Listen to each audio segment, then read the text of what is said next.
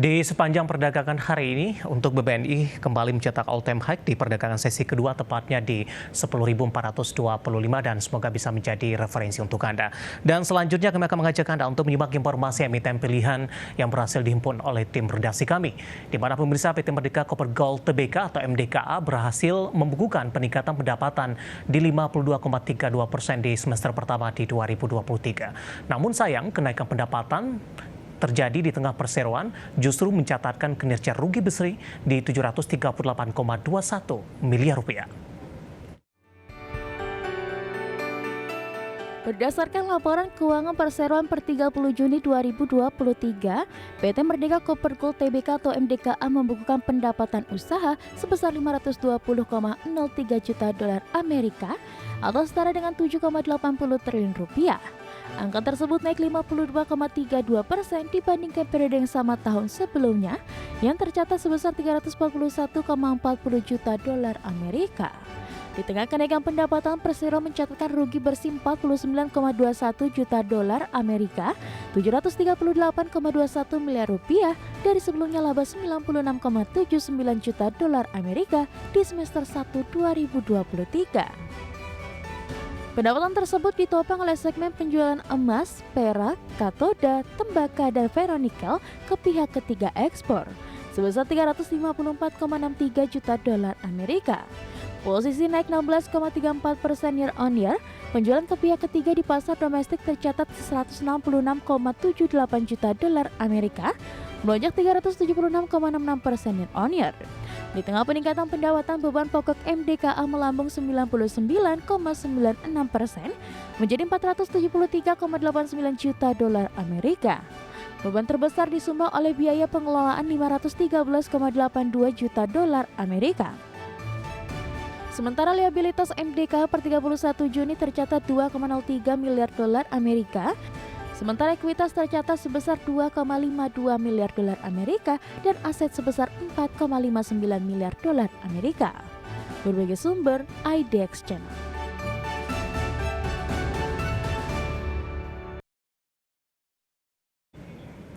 Terkait pencapaian ini di sepanjang perdagangan hari ini, pemirsa, saham MDKA mengalami koreksi yang cukup dalam dan ikut menjadi pemberat untuk indeks harga saham gabungan sehingga laju penguatan lebih ke arah tertahan.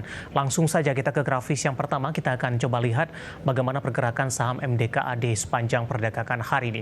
Dibuka di sesi pertama pada pagi tadi di kisaran 3.000 hingga 3.030, kemudian pasca pembukaan saham MDKA lebih cenderung tertekan, bahkan tadi sempat menyentuh ke level terendahnya di 2.900 pemirsa. Kemudian pada pukul 11.30 kembali mencoba mengalami atau memberikan perlawanan sehingga pelemahan lebih ke arah terbatas di 2920 hingga 2930 hingga pembukaan sesi kedua. Posisi MDKA beberapa menit jelang penutupan masih tertekan di 4,95% dan level 2.900-an sudah ditinggalkan. Tepatnya posisi saat ini di 2.890. Jika dibandingkan di intraday-nya di sepanjang perdagangan hari ini ketika menyentuh level terendahnya di 10.25, di perdagangan sesi kedua MDKA lebih cenderung tertekan dan sempat menyentuh terendahnya di 2.860. Level tertinggi hari ini di level 3.000 hingga 3.030 di level pembukaan sesi pertama pada pagi tadi. Artinya MDKA lebih cenderung tertekan di sepanjang perdagangan hari ini. Kita beralih ke grafis selanjutnya. Kita akan coba lihat bagaimana pergerakan saham MDKA di beberapa bulan perdagangan terakhir. Di perdagangan April, MDKA masih diperdagangkan di level 4.300-an. Kemudian di perdagangan Mei mengalami koreksi yang cukup dalam dan sudah jauh meninggalkan level 4.000-an pemirsa, tepatnya di 2.950.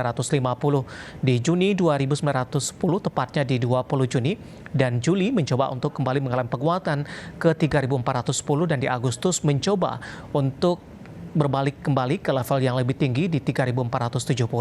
Namun perdagangan September, rata-rata saham MDKA lebih cenderung tertekan ke 2.930 dan tadi sempat bergerak di level 2.800-an. Nah, bagaimana dari sisi valuasi, apakah masih menarik atau tidak?